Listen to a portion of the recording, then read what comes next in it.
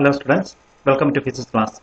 ഇന്നത്തെ നമ്മുടെ ക്ലാസ്സിൽ ഡിസ്കസ് ചെയ്യാൻ വേണ്ടി നമ്മൾ പോകുന്ന പ്രധാനമായിട്ടും ഇലക്ട്രിക്കൽ പവറുമായിട്ട് കണക്റ്റഡ് ആയിട്ടുള്ള കാര്യങ്ങളും അതുപോലെ തന്നെ നമ്മൾ സെല്ലുകളെ സീരീസ് ആയിട്ട് പാരലൽ ആയിട്ട് കണക്ട് ചെയ്യുമ്പോൾ എന്ത് പറ്റും ഇങ്ങനെയുള്ള കാര്യങ്ങളൊക്കെയാണ് നമ്മൾ ഇന്നത്തെ ക്ലാസ്സിൽ ഡിസ്കസ് ചെയ്യാൻ പോകുന്നത്. നമുക്ക് ഓൾറെഡി അറിയാവുന്ന ഇക്വേഷൻ ആണ് പവർ P = VI എന്നുള്ളത്. അപ്പോൾ ആ ഇക്വേഷൻ ഉപയോഗിച്ച് നമ്മൾ നോക്കിയാൽ ഒരു സെല്ലിൽ നിന്നും ബൾബ് കണക്ട് ചെയ്യുമ്പോൾ നമുക്കറിയാം ആ സെല്ലിൽ നിന്നും ബൾബ് റെസിസ്റ്റർ ഹീറ്റായി അല്ലെങ്കിൽ കോയിൽ ഹീറ്റായി അതിന് ഇലക്ട്രിസിറ്റി പ്രൊഡ്യൂസ് ചെയ്യുന്നത് നമുക്കറിയാം. അപ്പോൾ ഓംസ് ലോ അനുസരിച്ച് V = IR ആണെങ്കിൽ പവർ P = I² R എന്ന് എഴുതാം. ഇതിനെ റീറൈറ്റ് ചെയ്താൽ നമുക്ക് I = V/R എന്ന് എഴുതാം. ഈ I = V/R എന്നുള്ള ഇക്വേഷൻ നമ്പർ ഇവിടെ കാണിച്ചിരിക്കുന്ന അനുസരിച്ച് ഇക്വേഷൻ നമ്പർ 8 സബ്സ്റ്റിറ്റ്യൂട്ട് ചെയ്താൽ പവർ P എന്നുള്ളതിന്റെ വാല്യൂ നമുക്ക് നോക്കിക്കഴിഞ്ഞാൽ അറിയാം. പവർ P യുടെ വാല്യൂ എത്രയായിട്ട് മാറും? നമുക്ക് പവർ P =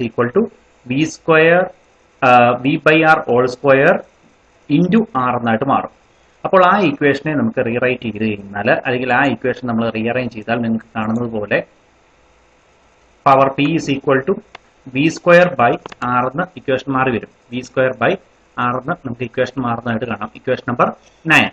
അപ്പോൾ ഇങ്ങനെ ഒരു റെസിസ്റ്ററിലൂടെ അല്ലെങ്കിൽ ഒരു റെസിസ്റ്ററിലൂടെ നമ്മൾ കറണ്ട് കണ്ടക്ട് ചെയ്യുമ്പോൾ അവിടെ പവർ ഡിസിപ്പേറ്റ് ചെയ്യുന്നുണ്ട്. ആ ഡിസിപ്പേറ്റ് ചെയ്യുന്ന പവർ അത് ഓമിക് ലോസ് വഴിയാണ് പവർ ഡിസിപ്പേറ്റ് ചെയ്യുന്നത്. ആ ഡിസിപ്പേറ്റ് ചെയ്ത പവർ നിങ്ങൾ നോക്കുവാണെങ്കിൽ അറിയാം റെസിസ്റ്റൻസിന് ഇൻവേഴ്സ്ലി പ്രൊപ്പോർഷണൽ. അപ്പോൾ റെസിസ്റ്റൻസ് കൂടുമ്പോൾ എന്ത് പറ്റും? ഡിസിപ്പേറ്റ് ചെയ്യുന്ന പവർ കുറവായിരിക്കും. ഓക്കെ, അപ്പോൾ റെസിസ്റ്റൻസും അല്ലെങ്കിൽ ഇങ്ങനെ ഡെവലപ്പ് ചെയ്യുന്ന പവർ ഡിസിപ്പേറ്റിനെ നമുക്ക് ഓമിക് ലോസ് എന്ന് എഴുതാൻ പറ്റും. അപ്പോൾ ഓർത്തിരിക്കുക, ഓംസ് ലോ അനുസരിച്ച് നമ്മൾ ഒരു റെസിസ്റ്ററിൽ ഉണ്ടാകുന്ന ഹീറ്റ് അല്ലെങ്കിൽ ആ റെസിസ്റ്ററിൽ പ്രൊഡ്യൂസ് ചെയ്യുന്ന പവർ അത് ഹീറ്റ് ഫോമിലാണ്. അപ്പോൾ അതാണ് നമുക്ക് ഓമിക് ലോസ് എന്ന് പറയുന്നത്. ഓമിക് ലോസ് എന്ന് പറയുമ്പോൾ ആ എനർജി ഹീറ്റായിട്ട് ലോസ് ആവുന്നു എന്നുള്ളതാണ് മീനിങ്. ഇനി നമ്മളിവിടെ ഇതിനെക്കുറിച്ച് പറയുന്നതിന് കാരണം എന്താണെന്ന് വെച്ചാൽ ട്രാൻസ്മിഷൻ ലോസ് എന്ന് പറയുന്ന ഒരു ടോപ്പിക്ക് നമുക്ക് ഡിസ്കസ് ചെയ്യാൻ വേണ്ടിയിട്ടാണ് നമ്മളിവിടെ ഈ കാര്യത്തിനെ കുറിച്ച് ഡിസ്കസ് ചെയ്യുന്നത്. ട്രാൻസ്മിഷൻ ലോസ് എന്ന് പറഞ്ഞാൽ നമ്മൾ ഒരു പവർ പ്ലാന്റിൽ ജനറേറ്റ് ചെയ്യുന്ന പവർ അത് യൂട്ടിലൈസ് ചെയ്യുന്ന ഹോം സപ്ലൈയിലേക്ക്, അതായത് ഡൊമസ്റ്റിക് യൂസിലേക്ക് കൊണ്ടുവരാൻ കിലോമീറ്ററുകൾ നമ്മൾ കേബിൾ വഴിയാണ് ഈ സാധനം കൊണ്ടുവരുന്നത് അല്ലെങ്കിൽ ഇലക്ട്രിസിറ്റി കൊണ്ടുവരുന്നത്. അപ്പോൾ അങ്ങനെ കിലോമീറ്ററുകൾ കേബിൾ വഴി കൊണ്ടുവരുമ്പോൾ ഈ കേബിളുകളുടെ മൈന്യൂട്ട് ആയിട്ടുള്ളത് അലുമിനിയമോ കോപ്പറോ ഒക്കെ ആയിരിക്കും നമ്മൾ ഉപയോഗിക്കുന്നത്. സാധാരണ അലുമിനിയം ആണ് നമ്മൾ ഉപയോഗിക്കുന്നത്. ഈ അലുമിനിയം കേബിളിന്റെ മൈന്യൂട്ട് ആയിട്ടുള്ള, അതായത് വളരെ കുറച്ച് റെസിസ്റ്റൻസ് അലുമിനിയം ഓഫർ ചെയ്യുള്ളൂ എങ്കിൽ പോലും ഈ അലുമിനിയം കേബിൾ ഓഫർ ചെയ്യുന്ന മൈന്യൂട്ട് ആയിട്ടുള്ള റെസിസ്റ്റൻസ് മൂലം ഒരു ലാർജ് എമൗണ്ട് ഓഫ് എനർജി ഹീറ്റിന്റെ ഫോമിൽ വേസ്റ്റ് ചെയ്യും. അതിനെയാണ് നമ്മൾ ട്രാൻസ്മിഷൻ ലോസ് എന്ന് പറയുന്നത്.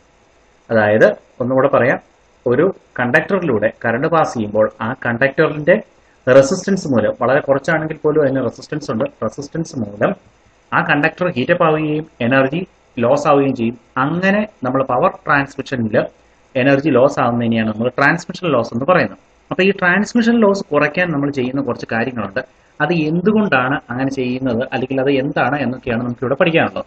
പ്രധാനമായിട്ടും ട്രാൻസ്മിഷൻ ലോസ് കുറയ്ക്കാൻ വേണ്ടി നമ്മൾ ചെയ്യുന്ന മെത്തേഡ് ആ പവർ കേബിളുകളിലൂടെ ട്രാൻസ്മിറ്റ് ചെയ്യുന്ന ഇലക്ട്രിസിറ്റിയുടെ പൊട്ടൻഷ്യൽ കൂട്ടും. അപ്പോൾ ആ പൊട്ടൻഷ്യൽ കൂട്ടാൻ വേണ്ടിയിട്ട് നിങ്ങൾക്കിവിടെ കാണാം സ്റ്റെപ്പ് അപ്പ് ട്രാൻസ്ഫോമർ ഉപയോഗിക്കും. അങ്ങനെ പൊട്ടൻഷ്യൽ കൂട്ടിയിട്ട് ഹൈ പൊട്ടൻഷ്യലിൽ, അപ്പോൾ കറണ്ട് ലോ ആവും, ഹൈ പൊട്ടൻഷ്യലിൽ ഇലക്ട്രിസിറ്റിനെ നമ്മൾ ട്രാൻസ്മിറ്റ് ചെയ്യും. ട്രാൻസ്മിറ്റ് ചെയ്യുന്ന ഇലക്ട്രിസിറ്റി ട്രാൻസ്മിഷൻ കേബിളുകളിലൂടെ ഡെസ്റ്റിനേഷൻ പ്ലേസിന് അടുത്തുള്ള സ്റ്റെപ്പ് ഡൗൺ ട്രാൻസ്ഫോമറിൽ ചെല്ലുകയും ആ സ്റ്റെപ്പ് ഡൗൺ ട്രാൻസ്ഫോമർ അതിന്റെ അവിടുത്തെ വരുന്ന കറണ്ടിന്റെ പൊട്ടൻഷ്യൽ ഡിക്രീസ് ചെയ്യുകയും ഫൈനലി ഹോം സപ്ലൈക്ക് വേണ്ട പൊട്ടൻഷ്യലിൽ അത് ഡൊമസ്റ്റിക് യൂസിലേക്ക് കൊടുക്കുകയും ചെയ്യും. ഇതാണ് സാധാരണ ട്രാൻസ്മിഷൻ സെക്ഷനിൽ അല്ലെങ്കിൽ പവർ ട്രാൻസ്മിഷനിൽ നടക്കുന്ന കാര്യങ്ങൾ. അപ്പോൾ എന്തുകൊണ്ടാണ് നമ്മൾ ഈ പൊട്ടൻഷ്യലിനെ അല്ലെങ്കിൽ ഇങ്ങനെ ട്രാൻസ്മിറ്റ് ചെയ്യുന്ന ഇലക്ട്രിസിറ്റിയുടെ പൊട്ടൻഷ്യലിനെ കൂട്ടുന്നത്? കറണ്ടിനെ കുറയ്ക്കുകയും പൊട്ടൻഷ്യലിനെ കൂട്ടുകയും ചെയ്യുന്നു. അതൊക്കെ ഈ ട്രാൻസ്മിഷൻ ലോസുമായിട്ട് കണക്റ്റഡ് ആയിട്ടുള്ള കാര്യമാണ്. അപ്പോൾ അത് എന്താണ് എന്നാണ് നമ്മൾ ഇനി അടുത്തതായിട്ട് പഠിക്കാൻ പോകുന്നത്. അപ്പോൾ ഓർത്തിരിക്കുക, ലോങ് ഡിസ്റ്റൻസ് പവർ ട്രാൻസ്മിഷനിൽ ട്രാൻസ്മിഷൻ ലോസ് എന്ന് പറയുന്നത് ഹീറ്റിന്റെ ഫോമിൽ എനർജി വേസ്റ്റ് ചെയ്യുന്ന മെക്കാനിസമാണ്. When electricity is passed through the cables for long distances due to the minute resistance of the cable, energy will be lost in the form of heat. Okay, that is called transmission loss. അപ്പോൾ transmission loss കുറയ്ക്കാൻ എന്ത് ചെയ്യണം?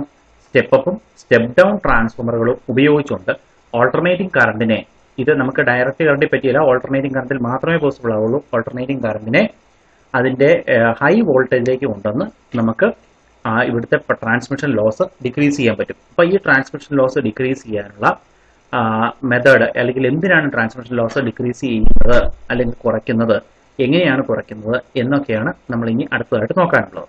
അപ്പോൾ അതിനു വേണ്ടിയിട്ട് transmission ലോസിന് power ലോസിനുള്ള ഒരു expression ഉണ്ട്, അതിലേക്കാണ് നമ്മൾ പോകുന്നത്. നമുക്കറിയാം power P is equal to I² R ആണ് അല്ലേ. V²/R VI എന്ന് പറയുന്ന ഫോർമുലാസ് ഉണ്ട്.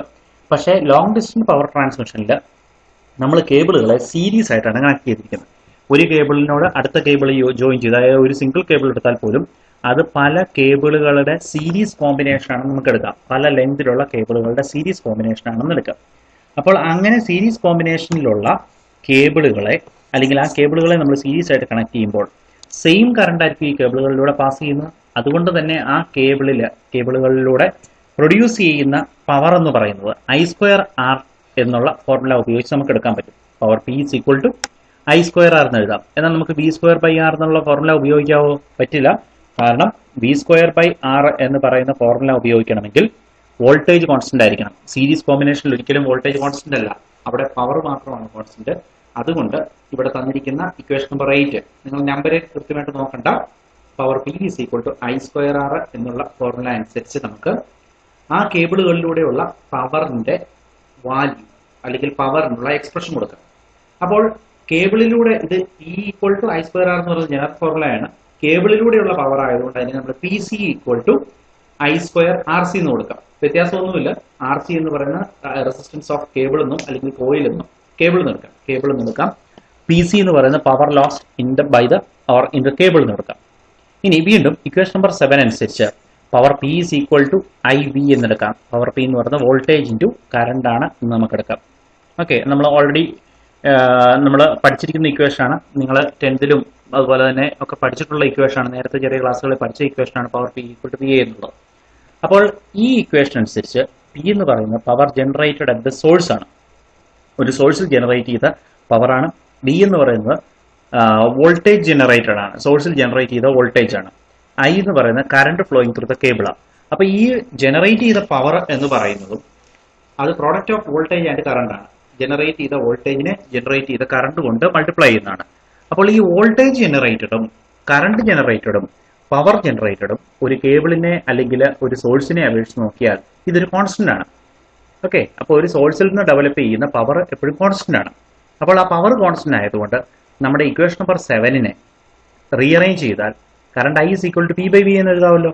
കാരണം പവർ കോൺസ്റ്റന്റ് ആണ്. അപ്പോൾ കറണ്ട് എന്ന് പറയുന്നത് P/V എന്ന് നമുക്ക് സബ്സ്റ്റിറ്റ്യൂട്ട് ചെയ്യാം. അപ്പോൾ P/V എന്ന് എടുത്താൽ അതിനെ ഇക്വേഷൻ നമ്പർ 10 സബ്സ്റ്റിറ്റ്യൂട്ട് ചെയ്താൽ എങ്ങനെ നമുക്ക് എഴുതാം? PC equal to power produced in the transmission cable equal to P/V. ഐയുടെ സ്ഥാനത്ത് P/V whole square into RC എന്ന് എഴുതാം. That is PC equal to P/V whole square into RC എന്ന് നമുക്ക് സബ്സ്റ്റിറ്റ്യൂട്ട് ചെയ്യാം. മനസ്സിലായോ? അങ്ങനെ നമ്മൾ സബ്സ്റ്റിറ്റ്യൂട്ട് ചെയ്താൽ നമുക്ക് കാണാൻ പറ്റും ഈ ഇക്വേഷനെ P²/V² ഇൻറ്റു RC എന്ന് എഴുതാം. പവർ ട്രാൻസ്മിറ്റഡ് അല്ലെങ്കിൽ power lost in the cable, അതിനെയാണ് നമ്മൾ ട്രാൻസ്മിഷൻ ലോസ് എന്ന് പറയുന്നത്. Power lost in the cable PC is equal to P²/V² into RC എന്ന് എഴുതാം. ഈ ഇക്വേഷനിൽ നിന്ന് നിങ്ങൾക്ക് ഒരു കാര്യം മനസ്സിലായി കാണും. ട്രാൻസ്മിഷൻ കേബിളിൽ പ്രൊഡ്യൂസ് ചെയ്യുന്ന പവർ PC അത് വോൾട്ടേജിന് ഇൻവേഴ്സ്ലി പ്രൊപ്പോർഷണൽ ആണ് അല്ലേ. ട്രാൻസ്മിഷൻ കേബിളിൽ പ്രൊഡ്യൂസ് ചെയ്ത പവർ അല്ലെങ്കിൽ ലോസ് ആയ പവർ എന്ന് പറയുന്നത് വോൾട്ടേജിന് ഇൻവേഴ്സ്ലി പ്രൊപ്പോർഷണൽ ആണ്. അപ്പോൾ എന്ത് സംഭവിക്കും? നമ്മൾ വോൾട്ടേജിന്റെ വാല്യൂ കൂട്ടിയാൽ ട്രാൻസ്മിഷൻ ലോസ് കുറയും അല്ലേ. ട്രാൻസ്മിഷൻ ലോസ് കുറയ്ക്കാനുള്ള ഒരു മെത്തേഡാണ് ഇവിടെ നമുക്ക് കിട്ടുന്നത്. വോൾട്ടേജിന്റെ വാല്യൂ വിയുടെ വാല്യൂ നമ്മൾ കൂട്ടിയാൽ മതി. അപ്പോൾ വിയുടെ വാല്യൂ കൂട്ടുന്തോറും എന്ത് കുറഞ്ഞുകൊണ്ടിരിക്കും? PC എന്ന് പറയുന്ന കേബിളിലുണ്ടായ ലോസ് കുറഞ്ഞുകൊണ്ടിരിക്കും. അപ്പോൾ കേബിളിൽ ലോസ് കുറയുക എന്ന് പറഞ്ഞാൽ അതിന്റെ അർത്ഥം നമുക്ക് ഹീറ്റ് ലോസ് ഒഴിവായി. അപ്പോൾ ഹീറ്റ് ലോസ് ഒഴിവാകുമ്പോൾ നമുക്ക് പവർ സേവ് ചെയ്യാൻ പറ്റും അല്ലേ. അതാണ് ഇതിന്റെ മീനിങ്. അപ്പോൾ റെസിസ്റ്റൻസ് കൂട്ടിയാലോ പവർ കൂടിക്കൊണ്ടിരിക്കും, പവർ ലോസ് കൂടിക്കൊണ്ടിരിക്കും. അപ്പോൾ റെസിസ്റ്റൻസ് കുറച്ചാൽ പോരെ? കേബിളിന്റെ റെസിസ്റ്റൻസ് കുറച്ചാൽ മതി നമുക്ക് പവർ ലോസ് കുറയ്ക്കാൻ പറ്റും. പക്ഷേ ഒരു കേബിളിന്റെ റെസിസ്റ്റൻസ് കുറയ്ക്കുക എന്ന് പറഞ്ഞാൽ അത്ര ഈസി ആയിട്ടുള്ള മെത്തേഡല്ല. നമുക്ക് അങ്ങനെ റെസിസ്റ്റൻസിന്റെ അല്ലെങ്കിൽ ഒരു കേബിളിന്റെ റെസിസ്റ്റൻസ് നമുക്ക് ഈസി ആയിട്ട് കുറയ്ക്കാൻ അവൈലബിൾ അല്ലാത്തതുണ്ട്. എന്നാൽ വോൾട്ടേജ് ഇൻക്രീസ് ചെയ്യാൻ എളുപ്പമാണ്. കറണ്ടിന്റെ വാല്യൂ ഡിക്രീസ് ചെയ്ത് കൊടുത്താൽ അല്ലെങ്കിൽ സ്റ്റെപ്പ് അപ്പ് ട്രാൻസ്ഫോമർ ഉപയോഗിച്ച് നമുക്ക് വോൾട്ടേജ് വാല്യൂ ഇൻക്രീസ് ചെയ്യാനുള്ള മെക്കാനിസം നമുക്ക് അവൈലബിൾ ആണ്. അതുകൊണ്ട് തന്നെ ട്രാൻസ്മിഷൻ നടക്കുന്ന സമയത്ത് അല്ലെങ്കിൽ പവർ ട്രാൻസ്മിഷൻ നടക്കുമ്പോൾ വോൾട്ടേജിന്റെ ലെവല് ഇൻക്രീസ് ചെയ്തുകൊണ്ട് നമുക്ക് എന്ത് ചെയ്യാൻ പറ്റും? Power lost in the cable can be decrease. ഇങ്ങനെയാണ് നമ്മൾ ട്രാൻസ്മിഷൻ ലോസിന്റെ വാല്യൂ ഡിക്രീസ് ചെയ്യുന്നത്. ഓർത്തിരിക്കുക, ഇമ്പോർട്ടന്റ് ആയിട്ടുള്ള ടോപ്പിക്കാണ്. അപ്പോൾ ട്രാൻസ്മിഷൻ ലോസ് ഡിക്രീസ് ചെയ്യാൻ, ട്രാൻസ്മിഷൻ ലോസ് എന്താണെന്ന് മനസ്സിലായി കാണും. ആ ട്രാൻസ്മിഷൻ ലോസ് ഡിക്രീസ് ചെയ്യാൻ വേണ്ടി നമുക്ക് എന്ത് ചെയ്താൽ മതി? നമ്മൾ വോൾട്ടേജ് ലെവൽ, ട്രാൻസ്മിറ്റ് ചെയ്യുന്ന വോൾട്ടേജിന്റെ ലെവൽ എന്ത് ചെയ്യണം? കൂട്ടണം. വോൾട്ടേജ് ലെവൽ കൂട്ടിയാൽ, അല്ലെങ്കിൽ വോൾട്ടേജിന്റെ വാല്യൂ കൂട്ടിയാൽ പവറിന്റെ വാല്യൂ നമുക്ക്, അല്ലെങ്കിൽ ഈ എലമെന്റിലുള്ള, അല്ലെങ്കിൽ ആ വയറിലുള്ള, കേബിളിലുള്ള പവറിന്റെ വാല്യൂ കുറയുന്നതായിട്ട് നമുക്ക് കാണാൻ പറ്റും. ആ കാര്യം ഓർത്തിരിക്കുക. അതായത് പി സി ഒന്നുകൂടെ നോക്കിയാൽ, പി സി എന്ന് പറയുന്ന power transmission through the cable is inversely proportional to V square എന്നെടുക്കാം. അപ്പൊ നിങ്ങൾക്ക് മനസ്സിലായി കാണുമെന്ന് വിചാരിക്കുന്നു. ഈ ട്രാൻസ്മിറ്റ് ചെയ്യുന്ന പവറിന്റെ, അല്ലെങ്കിൽ പവർ ട്രാൻസ്മിഷൻ നടക്കുമ്പോൾ പവർ പ്ലാന്റിൽ സ്റ്റെപ്പ് അപ്പ്, അല്ലെങ്കിൽ പവർ പ്ലാന്റിനോട് ചേർന്ന് സ്റ്റെപ്പ് അപ്പ് ട്രാൻസ്ഫോമർ ഉപയോഗിച്ചാണ് നമ്മളിപ്പോൾ ഈ പറഞ്ഞ വോൾട്ടേജ് ലെവൽ ഇൻക്രീസ് ചെയ്യുന്ന മെക്കാനിസം നടക്കുന്നത്. അത് കഴിഞ്ഞ് സ്റ്റെപ്പ് ഡൗൺ ട്രാൻസ്ഫോമർ ഉപയോഗിച്ച് നമുക്ക് ഹോംലി സപ്ലൈയിലേക്ക്, നമ്മുടെ വീട്ടിലേക്ക് ആവശ്യമുള്ള ലെവലിലേക്ക് ഈ ഹൈ വോൾട്ടേജിനെ, സാധാരണ ട്രാൻസ്മിറ്റ് ചെയ്യുന്ന പവർ എന്ന് പറയുന്നത്, അല്ലെങ്കിൽ വോൾട്ടേജ് എന്ന് പറയുന്നത് 220 വോൾട്ട് ആണ് നമുക്ക് വീട്ടിൽ ആവശ്യമുള്ളത്. പക്ഷെ പ്രൊഡ്യൂസ് ചെയ്യുന്ന ഇലക്ട്രിക് പവർ 11 kV ആണ്. ആ 11 kVനെ വളരെ കൂടിയ ലെവലിൽ കൊണ്ടുവരും. ഓക്കെ, വളരെ കൂടിയ ലെവൽ എന്ന് പറഞ്ഞാൽ ഏതാണ്ട് ഒരു 11 kVയിൽ 11,000 വോൾട്ടിൽ നിന്ന് അത് 440 kV വരെ, 4,40,000 വോൾട്ട് വരെ ഇൻക്രീസ് ചെയ്തിട്ടാണ് സ്റ്റെപ്പ് ഡൗൺ ട്രാൻസ്ഫോമർ ഉപയോഗിച്ച് വോൾട്ടേജ് ലെവൽ ഡിക്രീസ് ചെയ്യുകയും നമുക്ക് ട്രാൻസ്മിറ്റ് ചെയ്ത് തരികയും ചെയ്യുന്നത്. അപ്പോൾ ഈ കാര്യങ്ങൾ ഇതുമായിട്ട് കണക്റ്റഡ് ആയിട്ട് ഓർത്തിരിക്കുക. എന്തിനാണ് സ്റ്റെപ്പ് അപ്പും സ്റ്റെപ്പ് ഡൗൺ ട്രാൻസ്ഫോമർ ഉപയോഗിക്കുന്നതെന്ന് ഓർത്തോണം. കാരണം ഈ പവർ ട്രാൻസ്മിഷന്റെ സിറ്റുവേഷനിൽ നമുക്ക് ആ വോൾട്ടേജ് ലെവൽ, ട്രാൻസ്മിഷൻ ലോസ് കുറയ്ക്കാൻ വേണ്ടി വോൾട്ടേജ് ലെവൽ കൂട്ടാനാണ് നമ്മൾ സ്റ്റെപ്പ് അപ്പ് ട്രാൻസ്ഫോമർ ഉപയോഗിക്കുന്നത്. അത് കഴിഞ്ഞ് സ്റ്റെപ്പ് ഡൗൺ ട്രാൻസ്ഫോമർ ഉപയോഗിച്ച് നമുക്ക് വോൾട്ടേജ് ലെവൽ കുറയ്ക്കാൻ പറ്റും. അടുത്തതായിട്ട് നമുക്ക് പഠിക്കാനുള്ള ടോപ്പിക്ക് സെല്ലുകളുടെ സീരീസ് കോമ്പിനേഷനും പാരലൽ കോമ്പിനേഷനുമാണ്. അതിനു വേണ്ടിയിട്ട് നമ്മൾ നേരത്തെ പഠിച്ച ഒരു ഇക്വേഷനാണ് ഇപ്പോൾ ഈ കാണിച്ചിരിക്കുന്നത്. വോൾട്ടേജ് വി ഈക്വൽ ടു, അല്ലെങ്കിൽ സെല്ലിൽ നിന്നുള്ള potential difference V equal to E minus I R, കഴിഞ്ഞ ക്ലാസ്സിൽ പഠിച്ചതാണ്. അതായത് ഈ ഇ എം എഫും വി എന്ന് പറയുന്ന പൊട്ടൻഷ്യൽ ഡിഫറൻസും കറണ്ട് ഐയും സ്മോൾ ആർ ഇന്റേണൽ റെസിസ്റ്റൻസും ആണെങ്കിൽ, സെല്ലിന്റെ ഇന്റേണൽ റെസിസ്റ്റൻസും ആണെങ്കിൽ, സെല്ല് ഓഫർ ചെയ്യുന്ന പൊട്ടൻഷ്യൽ ഡിഫറൻസ് എന്ന് പറയുന്നത് E M F minus the product of current and internal resistance ആയിരിക്കും. നമ്മൾ കഴിഞ്ഞ ക്ലാസ്സിൽ ഇതിനെക്കുറിച്ച് ഡിസ്കസ് ചെയ്തതാണ്. അപ്പോൾ നമുക്ക് സീരീസും പാരലലും കോമ്പിനേഷനിലുള്ള സെല്ലുകളെ കുറിച്ച് പഠിക്കുമ്പോൾ നമുക്ക് ഈ ഇക്വേഷൻ ആവശ്യമാണ്. അതുകൊണ്ട് നിങ്ങൾ ജനറൽ ആയിട്ടുള്ള ഇക്വേഷൻ ഓർത്തിരിക്കുക, potential V equal to E minus I R എന്ന് ഓർത്തിരിക്കുക. ഇനി ആദ്യത്തെ ഡയഗ്രത്തിൽ നിങ്ങൾ കാണുന്നത് സെല്ലിനെ സീരീസ് ആയിട്ട് കണക്ട് ചെയ്തിരിക്കുന്നതാണ്. സെല്ല് എക്കും ബിക്കും ഇടയ്ക്ക് നമുക്ക് E1 എന്ന് പറയുന്ന ഇ എം എഫ് ഉള്ള ഒരു സെല്ലുണ്ട്. അതിന്റെ ഇന്റേണൽ റെസിസ്റ്റൻസ് R1 ആണ്. സെക്കൻഡ് സെല്ലിന്റെ ഇ എം എഫ് E2 ആണ്. ഇന്റേണൽ റെസിസ്റ്റൻസ് R2 ആണ്. 3 പോയിന്റുകളുണ്ട്, എ ബി സി എന്ന് പറയുന്ന 3 പോയിന്റുകളുണ്ട്.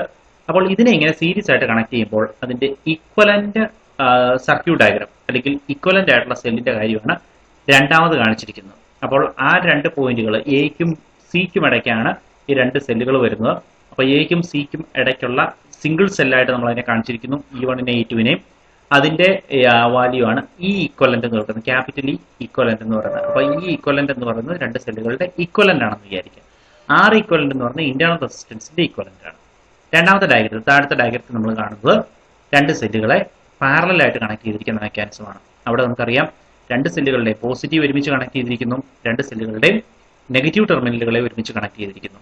പോസിറ്റീവ് ടെർമിനലുകളെ കണക്ട് ചെയ്തിരിക്കുന്ന പോയിന്റ് B1ഉം 2 സെല്ലുകളുടെ നെഗറ്റീവിനെ കണക്ട് ചെയ്തിരിക്കുന്ന പോയിന്റ് B2 ആണ്. അല്ലെ, ഇന്റേണൽ റെസിസ്റ്റൻസുകൾ R1ഉം R2 ആണ് ഇന്റേണൽ റെസിസ്റ്റൻസുകൾ. ഇനി അതിന്റെ കോമൺ എൻഡ് എയും സിയും ആണ്. അപ്പോൾ ഈ 2 പാരലലായിട്ട് കണക്ട് ചെയ്തിരിക്കുന്ന സെല്ലിനെ നമുക്കതിന്റെ ഈക്വലന്റ് ആയിട്ട് ഈ ഈക്വലന്റ്, ക്യാപിറ്റൽ ഇ ഈക്വലന്റ് എന്നും അതിന്റെ ഇന്റേണൽ റെസിസ്റ്റൻസിനെ നമുക്ക് എങ്ങനെ എടുക്കാം? ആർ ഈക്വലന്റ് എന്നും എടുക്കാം. അപ്പോൾ മുകളിലത്തെ ഡയഗ്രത്തിൽ നിങ്ങൾ കാണുന്നത് സീരീസ് ആയിട്ടുള്ള കോമ്പിനേഷനിൽ 2 സെല്ലുകളെ കണക്ട് ചെയ്തിരിക്കുന്നു. അതിന് കറസ്പോണ്ടിങ് ആയിട്ട്, അപ്പൊ 2 സെല്ലുകളെ കണക്ട് ചെയ്യുമ്പോൾ ഞാൻ നേരത്തെ പറഞ്ഞിരിക്കുന്നത് പോലെ അതിന്റെ ഈക്വലന്റ് ഇന്റേണൽ റെസിസ്റ്റൻസും അതുപോലെ തന്നെ equivalent equivalent E M F ഒക്കെയാണ് നമ്മൾ എടുക്കുന്നത്. ഈക്വലന്റ് എന്ന് പറഞ്ഞാൽ രണ്ടും കൂടെ കൂട്ടുന്നത് എന്നുള്ള, അല്ലെങ്കിൽ കൂട്ടിച്ചെല്ലുന്നതിന്റെ മീനിങ് ആണ് വരുന്നത്. രണ്ടാമത്തെ ഡയഗ്രത്തിൽ 2 സെല്ലുകളെ പാരലലായിട്ട് കണക്ട് ചെയ്തിരിക്കുന്നു, അതിന്റെ ഈക്വലന്റ് ഇന്റേണൽ റെസിസ്റ്റൻസുമാണ് രണ്ടാമത്തെ സെല്ല് കണക്ട് ചെയ്തിരിക്കുന്നത്, കാണിച്ചിരിക്കുന്നത്. ഇനി നമുക്ക് ഇതിന്റെ വാല്യൂസ് കണ്ടുപിടിക്കണം. ഈ ചാപ്റ്റർ നമ്മൾ പ്രധാനമായിട്ട് ചെയ്യുന്നത് സെല്ലുകളെ സീരീസും പാരലലുമായിട്ട് കണക്ട് ചെയ്ത് കഴിയുമ്പോൾ അതിന്റെ നമുക്ക് കിട്ടുന്ന ഇക്വലന്റ് ഇ എം എഫ് അല്ലെങ്കിൽ ഇക്വലന്റ് പൊട്ടൻഷ്യൽ ഡിഫറൻസ് എത്രയാണെന്നും ഇക്വലന്റ് ഇന്റേണൽ റെസിസ്റ്റൻസ് ആർ എത്രയാണെന്നുള്ളതാണ് പഠിക്കാനുള്ളത്. ആദ്യമായിട്ട് നമുക്ക് സീരീസ് കോമ്പിനേഷൻ്റെ കേസ് എടുക്കാം. സീരീസ് കോമ്പിനേഷനിൽ രണ്ട് സെല്ലുകളെ നമ്മൾ സീരീസ് ആയിട്ട് കണക്ട് ചെയ്യാൻ പോവുകയാണ്. എന്ന് പറഞ്ഞാൽ എന്താണ്? ഒരു സെല്ലിന്റെ പോസിറ്റീവ് നെഗറ്റീവ്, വീണ്ടും അടുത്ത സെല്ലിന്റെ പോസിറ്റീവ് നെഗറ്റീവ്, ഇങ്ങനെ കണക്ട് ചെയ്യുന്നതിനെയാണ് നമ്മൾ സീരീസ് കോമ്പിനേഷൻ എന്ന് പറയുന്നത്. ഇക്വലന്റ് സർക്യൂട്ട് ഡയഗ്രം നിങ്ങൾക്ക് കാണാം. ഇനി രണ്ടാമത് താഴെ വേറൊരു തരത്തിലുള്ള സീരീസ് കോമ്പിനേഷൻ തന്നിട്ടുണ്ട്, അത് നമ്മൾ പഠിക്കുന്നില്ല.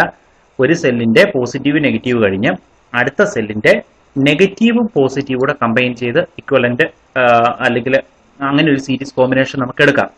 ശരിക്കും പറഞ്ഞാൽ അത് പാരലലിന്റെ ഒരു സിറ്റുവേഷനിലേക്ക് വരും, അല്ലെങ്കിൽ സെല്ലുകളുടെ രണ്ടിനെ സബ്ട്രാക്ട് ചെയ്യുന്ന ഒരു ലെവലിലേക്ക് പോകും.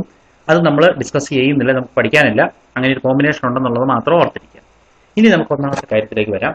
രണ്ട് സെല്ലുകളെ സീരീസ് ആയിട്ട് കണക്ട് ചെയ്യുന്നു. പോസിറ്റീവും നെഗറ്റീവും വീണ്ടും പോസിറ്റീവ് നെഗറ്റീവ് എന്നുള്ള ഓർഡർ കണക്ട് ചെയ്യുന്നു. അപ്പോൾ E1ന്റെ പോസിറ്റീവ് നെഗറ്റീവ്, വീണ്ടും E2ന്റെ പോസിറ്റീവ്, അത് കഴിഞ്ഞ് അതിന്റെ നെഗറ്റീവ്. അങ്ങനെയാണ് നമ്മൾ സീരീസ് കോമ്പിനേഷനെ കണക്ട് ചെയ്യുന്നത്. അപ്പോൾ ഇങ്ങനെ നമ്മൾ കണക്ട് ചെയ്ത് കഴിയുമ്പോൾ അവിടെ ഒരു എക്സ്റ്റേണൽ റെസിസ്റ്റൻസുമായിട്ട് കണക്ട് ചെയ്തു. എക്സ്റ്റേണൽ റെസിസ്റ്റൻസ് ക്യാപിറ്റൽ R ആണ്. വോൾട്ട് മീറ്റർ കണക്ട് ചെയ്യുന്നു, വോൾട്ടേജ് മെഷർ ചെയ്യാൻ. അമീറ്റർ കണക്ട് ചെയ്യുന്നു, നമ്മൾ അവിടുത്തെ കറണ്ട് മെഷർ ചെയ്യാൻ വേണ്ടിയിട്ട്. ഇത്രയുമാണ് നമ്മുടെ സർക്യൂട്ട് എന്ന് പറയുന്നത്. അപ്പോൾ ഈ സർക്യൂട്ടിൽ നടക്കുന്ന അല്ലെങ്കിൽ ഉള്ള ഇക്വേഷനുകൾ, വോൾട്ടേജിന്റെയും ഇന്റേണൽ റെസിസ്റ്റൻസിന്റെയും ഒക്കെ ഇക്വേഷനുകളിലേക്കാണ് നമുക്കിനി അടുത്തത് നോക്കാനുള്ളത്. നമുക്ക് ഓൾറെഡി ഇക്വേഷൻ അറിയാം. ഒരു സെല്ലിന്റെ കേസിലെ വോൾട്ടേജ് അല്ലെങ്കിൽ പൊട്ടൻഷ്യൽ B = E - IR ആണ് എന്നുള്ള ഇക്വേഷൻ നമുക്കറിയാം. അത് അപ്ലൈ ചെയ്യാൻ വേണ്ടിയിട്ട് നമ്മൾ ഇവിടെ പൊട്ടൻഷ്യൽ, ഓരോ പോയിന്റുകളുടെ പൊട്ടൻഷ്യൽ എടുക്കുക. നിങ്ങൾക്ക് കാണാം A എന്ന് പറയുന്ന പോയിന്റിന്റെ പൊട്ടൻഷ്യലിനെ V എന്നും, B എന്ന് പറയുന്ന പൊട്ടൻഷ്യലിന്റെ പോയിന്റ് BB എന്നും, C എന്ന് പറയുന്ന പോയിന്റിന്റെ പൊട്ടൻഷ്യൽ VC ആണെങ്കിൽ എയും ബിയും തമ്മിലുള്ള പൊട്ടൻഷ്യൽ ഡിഫറൻസ്, ആദ്യത്തെ സെല്ലുകളുടെ രണ്ട് സൈഡും തമ്മിലുള്ള പൊട്ടൻഷ്യൽ ഡിഫറൻസിനെ BA - VB എന്ന് എടുക്കാം. Potential difference between A and B, എയും ബിയും തമ്മിലുള്ള പൊട്ടൻഷ്യൽ ഡിഫറൻസിനെ BA - VB എന്ന് എടുക്കാം. മനസ്സിലായോ? അതായത് A എന്ന് പറഞ്ഞ പോയിന്റും B എന്ന് പറഞ്ഞ പോയിന്റും തമ്മിലുള്ള പൊട്ടൻഷ്യൽ ഡിഫറൻസ് ആണ് BA - VB. ക്ലിയർ? രണ്ടാമത്തെ കേസ് നമ്മൾ എടുത്താൽ, ബിയും സിയും നമ്മൾ എടുത്താലോ, അതിനെ നമുക്ക് BBC എന്ന് എടുക്കാം. അതെത്ര വരും? BB - VC എന്ന് എടുക്കാം. അതിനു മുമ്പ് നമുക്ക് പൊട്ടൻഷ്യലിന്റെ ഇക്വേഷൻ നമ്മൾ ഓൾറെഡി പറഞ്ഞായിരുന്നു. B = E - IR ആണല്ലോ പൊട്ടൻഷ്യലിന്റെ ഇക്വേഷൻ. അങ്ങനെയാണെങ്കിൽ നമുക്ക് ഈ സെല്ലിന്റെ പൊട്ടൻഷ്യലിലേക്കും നമുക്ക് ഈ ഇക്വേഷൻ ഇൻട്രൊഡ്യൂസ് ചെയ്യാൻ പറ്റും. ഓക്കെ, അപ്പൊ നമുക്ക് ഇനി അത് എങ്ങനെയാണെന്ന് നോക്കണം. അതായത് A എന്ന് പറഞ്ഞ സെല്ലിൽ E1 എന്ന് പറയുന്ന സെല്ലില് ഇത് നമ്മൾ അപ്ലൈ ചെയ്യുമ്പോൾ മുകളിലത്തെ ഇക്വേഷനെ നമുക്ക് എയും ബിക്കും ഇടയ്ക്കാണല്ലോ സെല്ലിരിക്കുന്നത്. VAB എന്നെടുത്താൽ E1 potential difference VAB എന്ന് പറയുന്നത് E1 EMF of first cell minus I × R1 എന്ന് എടുക്കാം. VAB = E1 - I × R1 എന്ന് എടുക്കാം. മനസ്സിലായോ? ഇതുപോലെ തന്നെ നമുക്ക് സെക്കൻഡ് സെല്ല് എടുക്കാം. സെക്കൻഡ് സെല്ല് എന്ന് പറയുന്നത് ബിക്കും സിക്കും ഇടയ്ക്കാണ് കണക്ട് ചെയ്തിരിക്കുന്നത്, അല്ലേ? അപ്പോൾ ബിക്കും സിക്കും ഇടയ്ക്ക് കണക്ട് ചെയ്തിരിക്കുമ്പോൾ അവിടുത്തെ പൊട്ടൻഷ്യൽ ഡിഫറൻസ് എങ്ങനെ എടുക്കാം? VB - VA എന്ന് എടുക്കാം. VB - VC എന്ന് എടുക്കാം. ആ പൊട്ടൻഷ്യൽ ഡിഫറൻസിന് നമുക്ക് BBC എന്ന് കൊടുക്കാം. BBC potential difference between B and C. അതിനെ നമുക്ക് BB - VC എന്ന് എടുക്കാം. ഈ BB - VC എത്രയാണ്? നമ്മൾ നേരത്തെ പറഞ്ഞിരിക്കുന്ന ഇക്വേഷൻ പോലെ, ഇക്വേഷൻ നമ്പർ 1 പോലെയാണെങ്കിൽ അതിനെ നമുക്ക് E2 - IR2 എന്ന് എടുക്കാം. നേരത്തെ എഴുതിയത് എത്രയായിരുന്നു? E1 - IR1 ആയിരുന്നു. ഇവിടെ രണ്ടാമത്തെ സിറ്റുവേഷൻ വരുമ്പോൾ നമുക്കതിനെ E2 - IR2 എന്ന് എടുക്കാം. BBC = E2 - IR2 എന്ന് എടുക്കാം. അതിനെ നമുക്ക് ഇക്വേഷൻ നമ്പർ 2 എന്ന് കൊടുക്കാം, അല്ലേ? അപ്പോൾ ഇക്വേഷൻ നമ്പർ 1ഉം 2ഉം മനസ്സിലായെന്ന് വിചാരിക്കുന്നു. 1 എന്ന് പറയുന്നത് എയും ബിയും തമ്മിലുള്ള, അല്ലെങ്കിൽ A എന്ന് പറയുന്ന പോയിന്റും B എന്ന് പറയുന്ന പോയിന്റും തമ്മിലുള്ള പൊട്ടൻഷ്യൽ ഡിഫറൻസ് ആണ് നമ്മൾ എടുത്തിരിക്കുന്നത് ഇക്വേഷൻ നമ്പർ 1ൽ. ഓക്കെ, അത് ഫസ്റ്റ് സെല്ലിന്റെ രണ്ട് ടെർമിനലുകൾക്ക് അക്രോസ് ആയിട്ടുള്ള പൊട്ടൻഷ്യൽ ഡിഫറൻസ് ആണ്. ഇക്വേഷൻ നമ്പർ 2ലേക്ക് വരുമ്പോൾ സെക്കൻഡ് സെല്ലിന് രണ്ട് ടെർമിനലുകളും തമ്മിലുള്ള, അല്ലെങ്കിൽ ബിയും സിയും തമ്മിലുള്ള പൊട്ടൻഷ്യൽ ഡിഫറൻസ് ആണ്. ഇനി നമ്മൾ എയും സിയും തമ്മിലുള്ള പൊട്ടൻഷ്യൽ ഡിഫറൻസ് എടുക്കുക. എ എന്ന് പറഞ്ഞ പോയിന്റും സി എന്ന് പറയുന്ന പോയിന്റും തമ്മിലുള്ള പൊട്ടൻഷ്യൽ ഡിഫറൻസ്, അതിനെ VAC എന്ന് എടുക്കാം. ആ VAC എന്ന് പറഞ്ഞാൽ എത്രയാണ്? VA - VC ആണ്, അല്ലേ? Potential of first point minus potential of second point, VA - VC. ഈ VA - VCM, okay, VA - VC നമ്മൾ എങ്ങനെ കണ്ടുപിടിക്കും? VA - VC കണ്ടുപിടിക്കാൻ വേണ്ടിയിട്ട് നമ്മൾ ഏറ്റവും ആദ്യം എഴുതിയിരിക്കുന്ന VABയും അത് കഴിഞ്ഞ് എഴുതിയ VBCയും ഉപയോഗിച്ച് നമുക്ക് VAC കണ്ടുപിടിക്കാം, അല്ലേ? VAB എത്രയായിരുന്നു? VA - VB ആയിരുന്നു. VBC എത്രയായിരുന്നു? VB - VC ആയിരുന്നു. ഇപ്പൊ നിങ്ങളൊന്ന് ആ രണ്ട് ഇക്വേഷനുകൾ നോക്കുവാണെങ്കിൽ കാണാൻ പറ്റും VA - VB, അടുത്ത ഇക്വേഷൻ എന്ന് പറയുന്നത് VB - VC ആണ്. അപ്പോൾ ഈ രണ്ട് ഇക്വേഷനുകളും തമ്മിൽ നമ്മൾ പ്രോപ്പർ മെത്തേഡ് ഉപയോഗിച്ച് സിംപ്ലിഫൈ ചെയ്താൽ നമുക്ക് എന്ത് കിട്ടും? VA മൈനസ് VC നമുക്ക് കിട്ടും. എങ്ങനെ കിട്ടും? അതിനെ രണ്ട് ഇക്വേഷനുകളെ നമ്മൾ ആഡ് ചെയ്യുവാണെന്ന് വിചാരിക്കാം. ആദ്യത്തെ ഇക്വേഷൻ ഏതാണ്? VA മൈനസ് VB എന്ന് പറയുന്ന ഇക്വേഷൻ ആണ്. രണ്ടാമത്തെ ഇക്വേഷൻ ഏതാണ്? VB മൈനസ് VC ആണ്. അപ്പൊ നിങ്ങൾ നോക്കുകയാണെങ്കിൽ അറിയാം, ഈ രണ്ട് ഇക്വേഷനുകളെ നമ്മൾ ആഡ് ചെയ്താൽ എന്ത് പറ്റും? ആദ്യത്തെ അകത്ത് VB മൈനസും രണ്ടാമത്തെ ഇക്വേഷൻ VB പ്ലസും ആണ്. അത് രണ്ടും ക്യാൻസൽ ആയി പോകും. ഓക്കെ, അപ്പോൾ എത്രയാവും ഇക്വേഷൻ? VA മൈനസ് VC ആയിട്ട് മാറും. മനസ്സിലായോ? VAC എന്നുള്ളതിനെ നമുക്ക് VA മൈനസ് VC എന്നായിട്ട് മാറും. താഴെ കൊടുത്തിരിക്കുന്ന ഇക്വേഷനെ VA minus VB by plus VB minus VC എന്നുള്ളതിനെ നമുക്ക് VA മൈനസ് VC എന്ന് എഴുതാൻ പറ്റും. ക്ലിയർ ആയോ? ഇപ്പൊ എഴുതിയിരിക്കുന്ന ഇക്വേഷൻ നിങ്ങൾ ജസ്റ്റ് ആഡ് ചെയ്താൽ നിങ്ങൾക്ക് ആൻസർ കിട്ടും. ഇതാണ് എയും സിയും തമ്മിലുള്ള, എ എന്ന് പറഞ്ഞ പോയിന്റും സി എന്ന് പറഞ്ഞ പോയിന്റും തമ്മിലുള്ള പൊട്ടൻഷ്യൽ ഡിഫറൻസ്. ഓക്കെ, അപ്പോൾ നമ്മൾ ഈ എഴുതിയിരിക്കുന്ന ഇക്വേഷൻ നമ്പർ 1ഉം 2ഉം സബ്സ്റ്റിറ്റ്യൂട്ട് ചെയ്യാമല്ലോ. 1ഉം 2ഉം നമുക്ക് പ്രോപ്പർ ആയിട്ട് ഇക്വേഷൻ സബ്സ്റ്റിറ്റ്യൂട്ട് ചെയ്താൽ ഇപ്പോൾ നിങ്ങൾ കാണുന്ന പോലെ VAC equal to E1 minus IR1 plus E2 minus IR2 എന്ന് എഴുതാം. I repeat, VAC the potential difference between the points A and C equal to E1 minus IR1 plus E2 minus IR2 എന്ന് എഴുതാം. അപ്പോൾ ഈ ഇക്വേഷനിൽ similar ടേംസിനെ നമുക്ക് extract ചെയ്യാമല്ലോ. E1 വരുന്ന ടേമുകളെല്ലാം എക്സ്ട്രാക്ട് ചെയ്യാം, അതുപോലെ തന്നെ കറണ്ട് I വരുന്ന ടേമുകളെ എക്സ്ട്രാക്ട് ചെയ്യാം. അങ്ങനെ എക്സ്ട്രാക്ട് ചെയ്താൽ എങ്ങനെ വരും? ഇക്വേഷൻ എങ്ങനെ വരും? ആ ഇക്വേഷനിൽ E1 plus E2 minus common ആയിട്ട് എടുത്താൽ minus of I into R1 plus R2 എന്ന് എഴുതാം.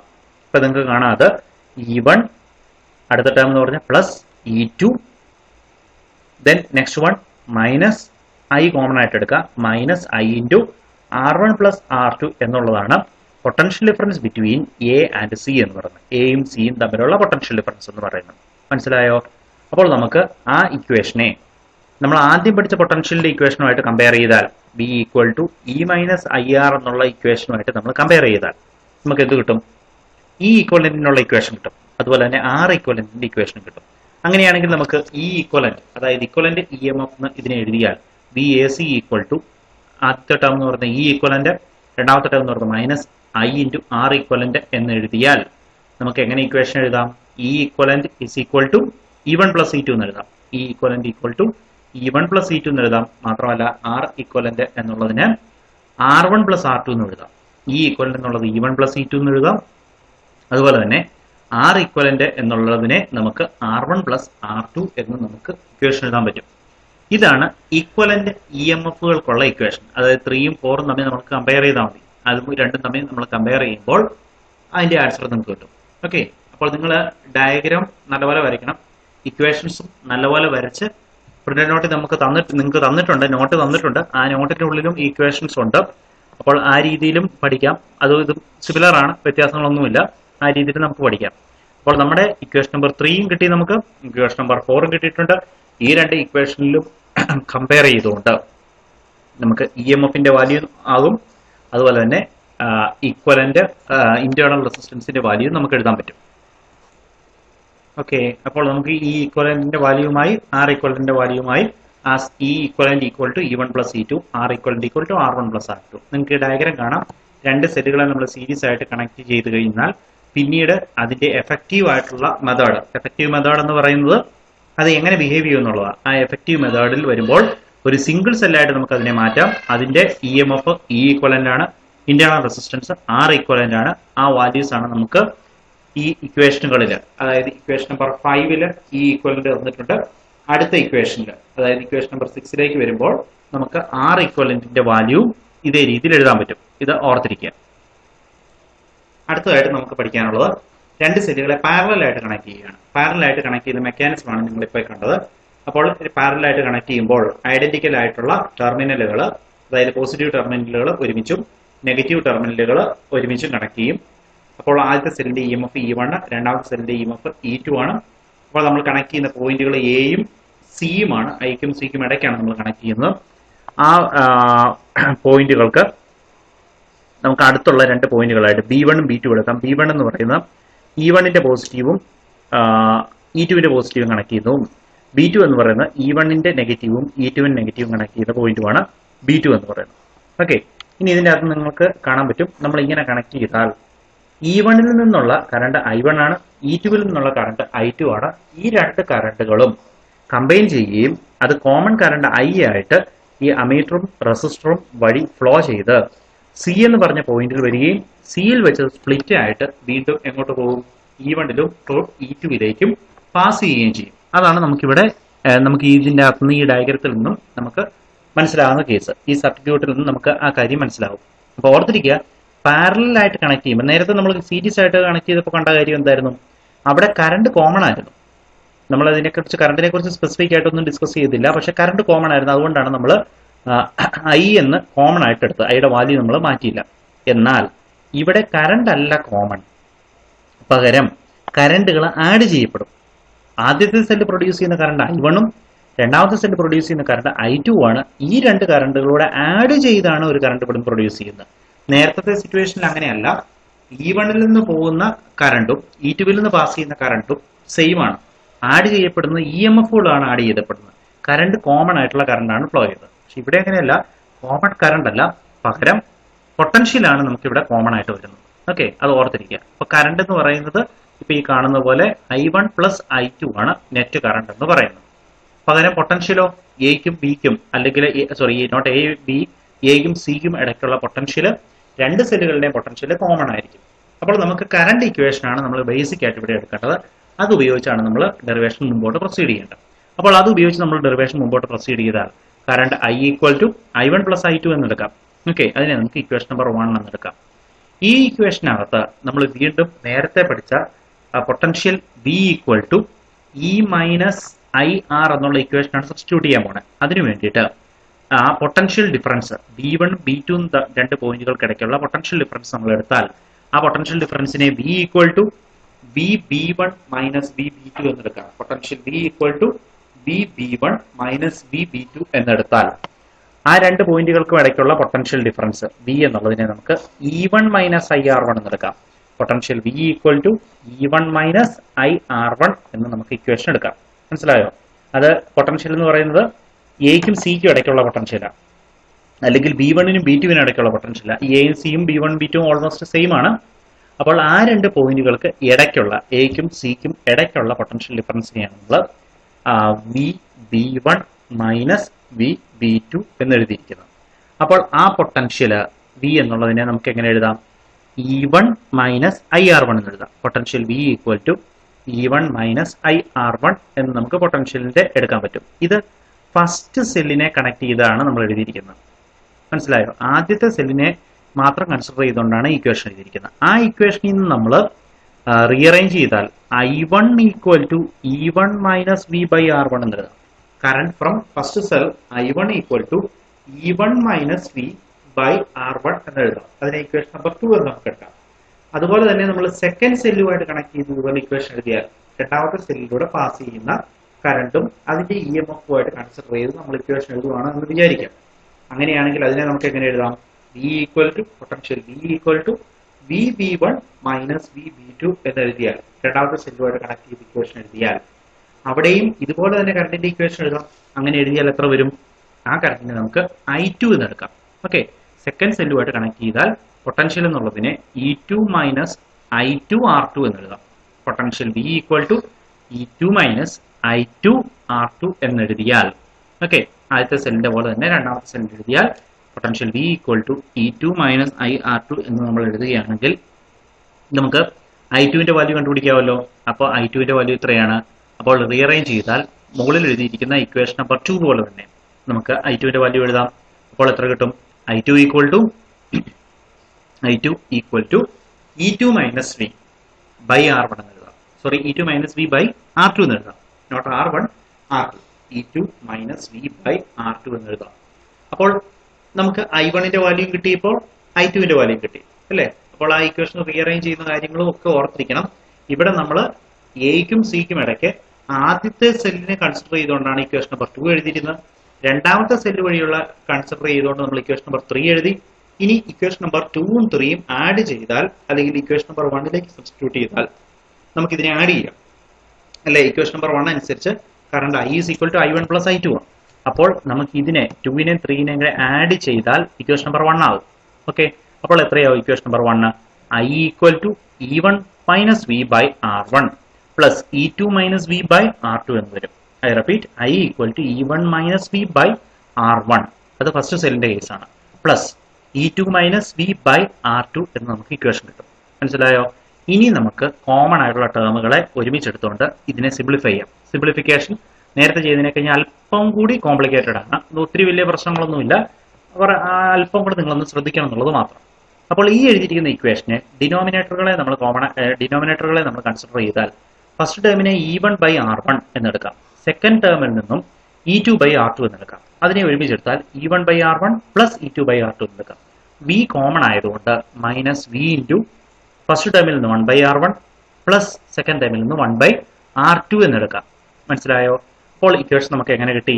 I equal to current I equal to E1 by R1 plus E2 by R2 minus V into 1 by R1 plus 1 by R2 എന്ന് എഴുതാം.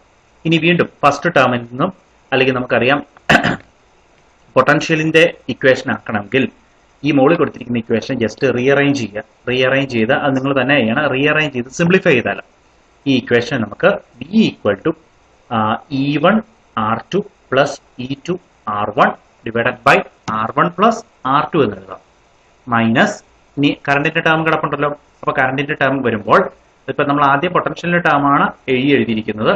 ഇതിനെ arrange ചെയ്യുന്ന method നിങ്ങൾ ഓർത്തിരിക്കണം. ഇതിനെ just rearrange ചെയ്ത് എഴുതിയാൽ V equal to E1 R2 plus E2 R1 by R1 plus R2 minus കറണ്ടിന്റെ വാല്യൂ വരുമ്പോൾ I into R1 R2 by R1 plus R2 എന്ന് കിട്ടും. നിങ്ങൾക്ക് തന്നെ റീഅറേഞ്ച് ചെയ്താൽ ഇത് കിട്ടും. ജസ്റ്റ് ക്രോസ് മൾട്ടിപ്ലൈ ചെയ്ത് റീഅറേഞ്ച് ചെയ്യുക എന്നുള്ളത് മാത്രമേ ഉള്ളൂ. അപ്പൊ നമുക്ക് പൊട്ടൻഷ്യലിന്റെ വേണമെങ്കിൽ കോമൺ പൊട്ടൻഷ്യൽ എത്രയാണെന്ന് അറിയണമെങ്കിൽ ഈ ഫോർമുല ഉപയോഗിക്കാം. മനസ്സിലായോ? രണ്ടിന്റെയും കൂടെ കിട്ടുന്ന പൊട്ടൻഷ്യൽ എത്രയാണെന്ന് അറിയാൻ ഈ ഫോർമുല ഉപയോഗിക്കാം. ഇനി വീണ്ടും നമുക്കറിയാം V equal to E minus IR ആണല്ലോ. അപ്പോൾ അതുകൊണ്ട് രണ്ട് സെല്ലുകളെയും പാരലായിട്ട് കണക്ട് ചെയ്യുമ്പോഴുള്ള പൊട്ടൻഷ്യൽ എന്ന് പറയുന്നത് E equivalent minus I into R equivalent എന്ന് എഴുതാം. E equivalent minus I into R equivalent എന്ന് നമുക്ക് ഇക്വേഷൻ എഴുതിയാൽ ഇനി 4ഉം 5ഉം തമ്മിൽ കമ്പയർ ചെയ്താൽ നമുക്ക് EMFന്റെ വാല്യൂ, ഇക്വലന്റ് റെസിസ്റ്റൻസിന്റെ വാല്യൂ, അല്ലെങ്കിൽ ഇക്വലന്റ് ഇന്റേണൽ റെസിസ്റ്റൻസിന്റെ വാല്യൂ കണ്ടുപിടിക്കാം. അപ്പോൾ ക്യാപിറ്റൽ E ഈക്വലന്റ് എന്നുള്ളതിനെ E1 R2 plus E2 R1 by R1 plus R2 എന്ന് എഴുതാം. E equivalent equal to E1 R2 plus E2 R1 by R1 plus R2 എന്ന് കിട്ടും. മാത്രമല്ല അത് ഇക്വേഷൻ നമ്പർ 6 ആണ്. മാത്രമല്ല നമുക്ക് R ഈക്വലന്റ് എന്നുള്ളതിനെ R1 R2 by R1 plus R2 എന്ന് എഴുതാം. R equivalent equal to R1 R2 by R1 plus R2 എന്ന് എഴുതാം. Equation number 7. അപ്പോൾ നമുക്ക് ഇക്വലന്റ് EMFന്റെ ഇക്വേഷനായി, മാത്രമല്ല ഇക്വലന്റ് ഇന്റേണൽ റെസിസ്റ്റൻസ് R ഈക്വലന്റിന്റെ ഇക്വേഷനുമായി. ഈ R ഈക്വലന്റിന് പകരം നമ്മൾ 1 ബൈ R ഈക്വലന്റ് എടുക്കുകയാണെങ്കിൽ 1 ബൈ R ഈക്വലന്റ് എന്ന് പറഞ്ഞാൽ എന്താണ്? ഇക്വലന്റ് ഇന്റേണൽ റെസിസ്റ്റൻസിന്റെ റെസിപ്രോക്കൽ എന്ന് പറയുന്നത് 1 by R1 plus 1 by R2 എന്ന് നമുക്ക് എഴുതാം. അപ്പോൾ ഓർത്തിരിക്കുക, 1 ബൈ R ഈക്വലന്റ് എന്ന് പറഞ്ഞാൽ 1 by R1 plus 1 by R2 ആണ് എന്നുള്ളത് ഓർത്തിരിക്കുക. ഇനി നമ്മൾ ഇക്വേഷൻ നമ്പർ 6ഉം 7ഉം തമ്മിൽ കമ്പയർ ചെയ്ത് അല്ലെങ്കിൽ ഡിവൈഡ് ചെയ്തെടുത്താൽ E equivalent by R equivalent എന്നുള്ളത് ഇക്വേഷൻ നമ്പർ 6 ബൈ 7 നമ്മൾ എടുത്താൽ E equivalent by R equivalent എന്നുള്ള വാല്യൂ നമുക്ക് കിട്ടുന്നത് ഇങ്ങനെയാണ്. E1 by R1 plus E2 by R2 എന്ന് കൊടുക്കും. E equivalent by equation number 6 by 7 എന്ന് പറയുമ്പോൾ E equivalent by R equivalent is equal to E1 by R1 plus E2 by R2 എന്ന് നമുക്ക് ഇക്വേഷൻ കിട്ടും. ഓർത്തിരിക്കാം. അപ്പോൾ ഇത്രയുമാണ് നമുക്ക് പ്രധാനപ്പെട്ട ഇക്വേഷൻസ് സീരീസും പാരലലുമായിട്ട് കണക്ഷനിലുള്ളത്. അപ്പോൾ ഇനി നിങ്ങൾ ചെയ്യേണ്ട കാര്യങ്ങൾ ഈ തന്നിരിക്കുന്ന ഇക്വേഷൻസ് നോട്ട്ബുക്കിൽ എഴുതി പഠിക്കണം. ഓക്കെ, അപ്പോൾ അതുപോലെ തന്നെ നമ്മൾ അടുത്ത ക്ലാസ്സുകളിൽ നമ്മൾ വളരെ ഇമ്പോർട്ടൻ്റ് ആയിട്ടുള്ള കിർച്ചോഫ് റൂളുകളും കാര്യങ്ങളിലേക്കൊക്കെ പോകും. ഇതും ഇമ്പോർട്ടൻ്റ് ആണ്, നല്ലതുപോലെ പഠിക്കുക. ഓക്കെ, ദെൻ ബാക്കിയുള്ള ടോപ്പിക്കുകൾ അടുത്ത ക്ലാസ് വരും. ഇതിൻ്റെ ഡെറിവേഷൻസ് നല്ലപോലെ നിങ്ങൾ എഴുതി പഠിച്ചോണം, ഇമ്പോർട്ടൻ്റ് ആണ് ഈ ഡെറിവേഷൻസ്. അതുപോലെ തന്നെ ഇതിൻ്റെ ഫൈനൽ സീരീസ് ആയിട്ട് കണക്ട് ചെയ്യുമ്പോഴും പാരലായിട്ട് കണക്ട് ചെയ്യുമ്പോഴുള്ള ഫൈനൽ ഇക്വേഷൻസ് ഇക്വലന്റ് EMFകളുടെയും ഇക്വലന്റ് ഇന്റേണൽ റെസിസ്റ്റൻസുകളുടെയും അതുപോലെ ജനറൽ ആയിട്ടുള്ള ഇക്വേഷൻ നല്ലപോലെ ബൈഹാർട്ട് ചെയ്യണം. ന്യൂമറിക്കൽ ക്വസ്റ്റ്യൻ വരുമ്പോൾ നമുക്കിത് അപ്ലൈ ചെയ്യാനുള്ളതാണ്. ഓക്കെ, ദെൻ അപ്പോൾ നമുക്ക് ബാക്കിയുള്ള കാര്യങ്ങൾ അടുത്ത ക്ലാസ്സിൽ ഡിസ്കസ് ചെയ്യാം. Thank you.